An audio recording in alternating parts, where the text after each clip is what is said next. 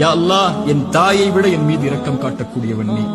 என் தாய் நான் சிரமப்படுவதை, என் தாய் நான் நோயில் வாடுவதை, என் தாய் நான் கடனில் இருப்பதை, கடனால் கஷ்டப்படுவதை, என் தாய் என் செல்வ இழப்புகளில் கஷ்டப்படுவதை, என் தாய் என்னுடைய இழப்புகளில், பிரிவில், நோயில், சிரமங்களில், சோதனையில் கஷ்டப்படுவதை விரும்ப மாட்டாள்.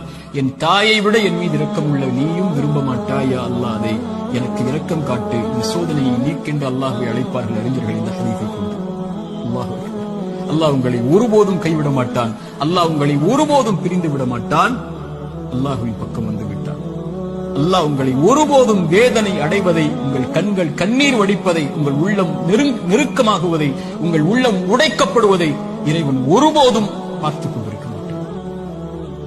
ஆனால் கடைசியாக சோதனைகள் இறைவனின் புறத்திலிருந்து வருகிறது. ஆம், ஆனால் ஒருவருக்கு சோதனை நன்மையாக வரும், ஒருவருக்கு சோதனை தண்டனையாக